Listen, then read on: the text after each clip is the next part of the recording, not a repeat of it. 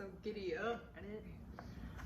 Hi besties, Carissa here again, and we are about to start chapter 4 in our study of Darlene Scheck's book on the book of Esther. So if you're wanting to do a Bible study on the book of Esther, this is a great one. You can purchase it at Amazon.com. You can watch these videos that go along with each chapter. And if you cannot afford to purchase it, we want it available for everybody. So it is on Darlene's website if you go to timewarpwife.com. And you'll have to hit the link, become a subscriber, and then all of her resources are available to you, including downloads of all of her Bible studies for free. So enjoy that. Getting started, okay. This chapter has like that pivotal moment of Mordecai telling her, like, for such a time as this, right? And that's just such a beautiful moment. But there's so much before that I've never paid much attention to. And so starting with on the this is the second page of the study, she was talking about Mordecai mourning. And I'm just going to read this a little bit. Just as Mordecai's open display of grief called upon his community to collectively mourn, our shared vulnerability becomes a source of strength and resilience in the body of Christ as we navigate the sorrowful depths of our grief together. We forge connections that strengthen our bond in the body of Christ.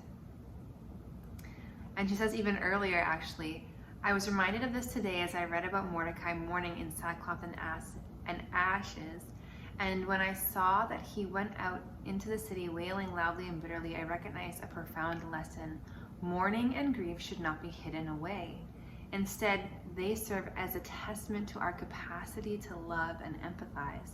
Ecclesiastes 3 verse 4 reminds us that there is a time to weep, and a time to laugh, a time to mourn, and a time to dance. And I was just thinking about this and how uncomfortable our culture is with vulnerability, but specifically vulnerability when it comes to pain and discomfort and sadness. And I think it's because we live in a westernized culture that kind of sells us that we need to be happy all the time because we live in the best place in the world. We have everything that we could ever want here. And we feel like we should be happy all the time. And it's a lie. And it's so sold by the media that all the products that we have, all the friends that you have, all the parties that you go to, the car that you own, like this is supposed to make you happy. And it's just not true. And there's real life things that happen to everybody, and everybody experiences loss and pain in relationships. And I think our culture runs from this so much. And often, even as a Christian, I feel uncomfortable with the idea of like watching someone really vulnerably grieve.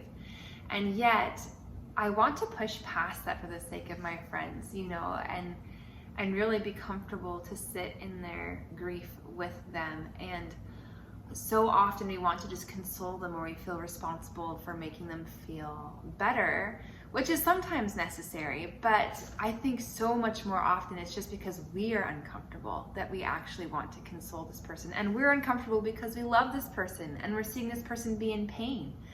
And that makes us feel pain, and we don't want to feel pain. And so we want to see them consoled so that we can feel consoled. And as much as it might seem like it's so genuine and kind to try and cheer up a grieving person, there is a time to mourn and a time to grieve. And it can actually be, if I'm aware of myself enough, a selfishness on my part to want to cheer somebody up just because I don't want to have to empathize with that pain with them. And so I'm not saying that's the case every time, but there's something so powerful about just sitting with somebody in their pain, silently letting them express that grief and that pain. And I've had people do that for me, and it makes a huge impact, so much more than the people that try to tell you that, oh, it's fine, they're there, you're gonna be fine, it's gonna be good. And it will be eventually, at least better than the moment you're in right then. But that moment is really important. And actually, before I can go on, I'm gonna just say, I am not a counselor, and don't take my word as like your counseling advice for your specific situation. But from my own counseling experience, I have learned that grieving and feeling pain is actually what brings healing.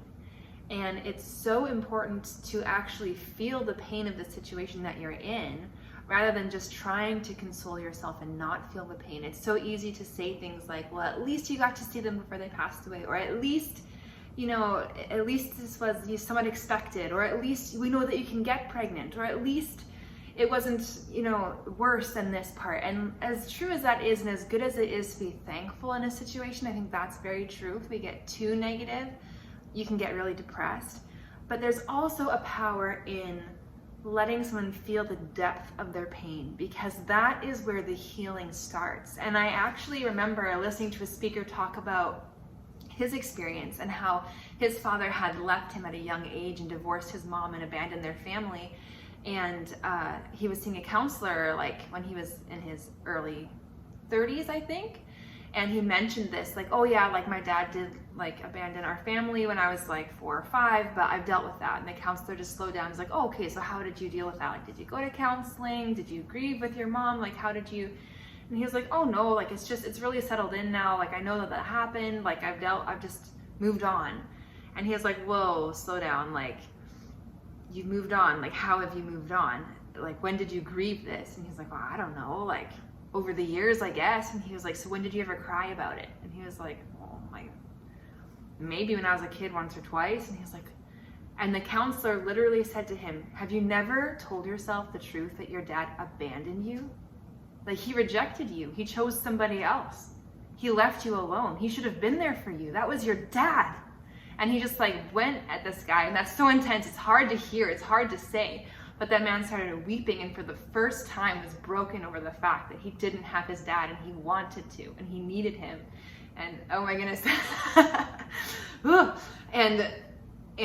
that moment was a breakthrough for him, because he was there seeing that counselor because he was emotionally just backed up. He couldn't deal with his emotions. He couldn't feel, because he had this one pain that was there, and he had just been pouring concrete over it and over it and over it, and it was trying to break through to heal and to actually be felt and grieved. And he hadn't let himself do that. And it was causing him grief even 30 years later. And so all of that being said, kind of off topic from this book, but I just thought that was so interesting. If there's something in your life that you need to grieve, just do it and take that time. They would set aside so much time for grieving. Like, I think now in Canada, you get like 3 days off of work if you lose like a very close loved one, like your spouse or your grandparent or something like that. Like, that's crazy. Yeah, they would take lots of time to grieve. And I think that is emotionally healing. There's a time to move on. There is still a time to laugh. There's still a time to dance, just like it says in Ecclesiastes, but there's a time to weep and a time to mourn too. And I don't think we're good at that. And I think that it is for our detriment in the end. Because then when it comes time to really truly laugh and dance, it's hard, because we're still trying to cover up all this pain that we haven't dealt with. And so almost all of our emotions become numbed out, because we're so used to just trying to not feel. And anyways, Counselor Carissa going away here. I'm not a counselor, but my 2 cents for you. On page 39, she is starting to talk about that experience that she had with a friend. And she was working at a convenience store, and she had to just step completely out of her comfort zone. She said, I didn't know if she would accept me. I didn't know if she would reject me. And this is a friend that she had a falling out with. But I knew that I had to put aside my fear to do the right thing. And I knew I had to step out of my comfort zone to step into God's will. And that is so challenging. I hate being uncomfortable. Ugh, it just gives me the heebie-jeebies just talking about it. I don't like stepping out of my comfort zone, but it gets easier. I will say it has gotten easier for me. The more that I push myself to do it, the easier it becomes. And the more you push yourself to do it, the more you trust in God too, that He's going to catch you at the end of the day. And whether it turns out good or bad, she could reject or accept her. And whatever happens, that's in God's hands. And our job is just to be obedient, to just give Him our full yes. And He will make the outcome, whatever it is that He needs it to be. And so just reading this was super encouraging. And I liked this part of the study too on page 40. Looking back at that time, I firmly believe that God positioned me in that job for such a time as this. It was a departure from my comfort zone, an opportunity for growth and healing, and even though I couldn't comprehend the purpose in the midst of all of that stress, I learned to trust his providence and timing. And that's so, so true. So my question I just wanted to ask was, when was the last time you stepped out of your comfort zone? And I mean intentionally stepped out, not just because you were like forced to do it, but when was there ever a time when you intentionally stepped out of your comfort zone? And I just wanted to share, I mean, this is so challenging to me, but there was a man that I know of. He was actually my dad's mentor back in the day, and my dad's a very wise man, so this man is also very wise. And he shared that he purposely steps out of his comfort zone every single day. Every day he searches for something that will push him out of his comfort zone, because he said there's power in that. The more I get used to being uncomfortable, the more I am willing to do the things that actually make an impact, the things that actually matter, and the less fear will hold me back in my life in general. And so if there's an opportunity that comes up and I go, oh, that makes me uncomfortable, I automatically say, I'm going to do that. And I'm not going to say that I'm that brave. I am not that brave, but I want to be. And there have definitely been times where God has told me, this is your moment, and I have walked away. And those moments, it's so funny, I don't forget those moments. Like, they stick with me. Like, what would have happened had I done that? Had I shared the gospel with that person? You never know, right? The opportunities that God puts before us. So take the risk, be uncomfortable, especially for the sake of the gospel. Like, I love what she said. I didn't know if she would reject me or accept me. And that's true, especially when it comes to evangelism. Like, it has been a long time since I stepped out in public, in a public place, and told a stranger about the gospel. But I have done it before, and it is terrifying. But something that really freed me up about it was that I felt like if I was sharing with them the gospel and they just completely rejected the message and were like, absolutely not, I have no time for this, I don't want you to bother me, like, you're annoying me or whatever it is, and they just completely walked away, that I would feel rejected, and that would just crush me, and I wouldn't have the courage to like step out again. And then I don't know where I heard this or if it just came to mind, but I realized that they're not rejecting me. If I'm sharing the gospel with them, they don't even know me, but they're rejecting Jesus. And that is actually a bigger grievance, and it should move my heart more than just being personally rejected. And the fact that Jesus is rejected by his own creation every day, by people around him every day, even by me when I choose sin, because I'm still a sinner. Although I, of course, have chosen Christ as my Savior, but even in those moments, he is being offended against way more than I am. And that should grieve my heart even more. If he can take that for the sake of their souls, then so can I, you know? And really, at the end of the day, what difference does it make if they just do reject me? Like, think that I'm a total loser. My reputation goes down the drain. Like, that's only their opinion. And it really doesn't change anything about who I am. And it doesn't need to change anything in my daily life. And so sometimes asking, my counselor did teach me this, sometimes asking when you have that fear, like, what if something terrible happens? Like, well, what if? Like, then what would actually happen? Like, in your day-to-day life, how would that impact you? How would that change you? It wouldn't really do anything. And so it's sometimes good to ask that question because it helps. Moving on. Oh, okay, not moving on.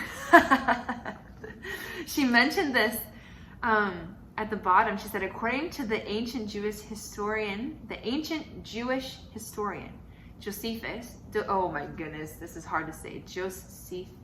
I used to be able to say this. I want to say Josephus. I don't know. I'm sorry. Can't say it. Men with axes in their hands stood around the king's throne in order to punish anyone that approached him without being called. If that is true, that is absolutely terrifying. And she says right at the bottom of page 40, I love this. I think I've mentioned this in videos before. Courage is not the absence of fear. It is a willingness to follow God to follow God's will in spite of our fear. His plans often unfold in mysterious ways, and sometimes we only grasp their purpose in hindsight. And that reminds me of the verse in Matthew 26. And just to share a little bit of this context, this is like right before the crucifixion. Jesus is sweating the drops of blood in Gethsemane, and he's with his core group of disciples, and even they have fallen asleep. Yeah, Matthew 26:40. Then he returned to his disciples and found them sleeping. Couldn't you men keep watch with me for 1 hour? He asked Peter, watch and pray so that you will not fall into temptation. The spirit is willing, but the flesh is weak. And then he went away a second time to pray. And that one little statement, the spirit is willing, but the flesh is weak. That resonates, doesn't it, with all of us? Like, I feel that in my spirit, that desire to just give my everything, to just give God everything he deserves from me, and to just lay down my entire life at his feet, and to sacrifice anything, and to go through anything, and to worship him with everything that I have. And then I watch myself live my daily life and go, this is a very, very sad example of what he truly deserves. And I cannot wait for the day when we're all in heaven and we get to worship him with every nation and tongue. And I hope that I'm just like part of the choir. Like, I know some people have said that just singing his praises 24 hours for all eternity sounds boring, but it does not sound boring to me. Like, that just sounds like the most fulfilling thing I could ever do with my life. Also because I enjoy singing, maybe that's why. But anyways, this verse, like, the spirit is willing but the flesh is weak, we can all resonate with that. And when it comes to these moments of stepping out of our comfort zone or needing to be courageous, we can remind ourselves that even when our flesh is saying no, we can still say yes with our spirit, and we can still choose. Like, we're the ones that control ourselves. Like, we can still choose to do the right thing. Even when our flesh says no, our spirit can still say yes. And we don't have to obey our flesh. Like, we are not a victim to our flesh. We are not overrun by our flesh. This is something that we're actually called to die to every single day. It's supposed to be like dead. And the more you say yes to the spirit and say no to your flesh, the easier it becomes, and the more natural it becomes. And so I hope that's encouraging to you guys. It's encouraging to me because I need it. Oh, I need that reminder. Page 41, the profound meaning of Mordecai's statement, and who knows but that you have come to your royal position for such a time as this, lies in its highlighting of the divine purpose and timing of Esther's role as queen. He reminded her that her presence in the palace was not by chance, but rather by the purpose of glorifying God. It is a call to embrace the unique circumstances and opportunities that God places before us. It reminds us that there is a divine purpose behind our positions and experiences, and that we have the capacity to make a significant difference in the lives of others. By initiating a fast, Esther demonstrated her deep reliance on God and her recognition of his power to bring about deliverance. It was in his hands. I also found it really interesting that Esther first replies to Mordecai with the fact that she's like, well, anyone who comes before him uncalled for, it will perish. Like, how can I do this? How can I go? So her initial instinct is that she's afraid, you know? At least that's what I'm assuming. It is like, well, this is the circumstances. How can I do this? And then Mordecai reminds her, don't think that you will not perish from this. Like, you're not exempt just because you're in the king's palace. And that's very interesting. That he says that. I had never really noticed that part of the conversation. I always just knew that he told her, this is why you're here, and she just said, yes, I'll do it. And that part of the conversation I just kind of had forgotten about, and it's just really interesting that she needed that reminder and that push of encouragement from her cousin to actually be obedient or to follow through in the situation and to be courageous. And so it's not like there's just superhumans out there that are called to be courageous and then there's us. It's like every one of us is called to be courageous. And we all feel fear, and I'm sure she felt fear too. And we can still say yes. We can still die to our flesh. Okay, moving on. Oh yeah, it's really interesting that she called all of the Jews to fast. And she says here, her call for a fast highlights the significance of seeking God wholeheartedly in times of crisis or difficulty. It reminds us of the power of prayer and self-discipline in deepening our relationship with God and aligning ourselves with His will. And that is very, very true. I'm just going to read the very bit of the last paragraph here in the chapter, and she says, "Stop and consider these lessons. First, it's okay, even beneficial, to express our sorrow and grief openly. Second, God has positioned us for such a time as this, and we should be ready to take risks for His kingdom, trusting in His plan." You know, it's so tempting to just hope and desire and plan for your life to just turn out the way that you dreamed it to be. And I feel like I've lived in that fairy tale land for the majority of my life, and only in the last couple of years have reconciled the fact that I'm probably going to have to suffer for the name of Christ and maybe be persecuted one day, who knows? And I want to be prepared. You know, I want to be ready to give my yes. We are called to take risks for His kingdom and to trust in His plan. And finally, in times of crisis, let's remember to turn to God first, seeking His guidance through prayer and perhaps even fasting. Okay, that is the end of chapter 4. So please share what stood out to you, what things were surprising to you, what verses stood out to you in the Bible, what part of the chapter were you impacted by. Please share with us. We love seeing your comments. But until next week, I will see you again soon. Bye for now.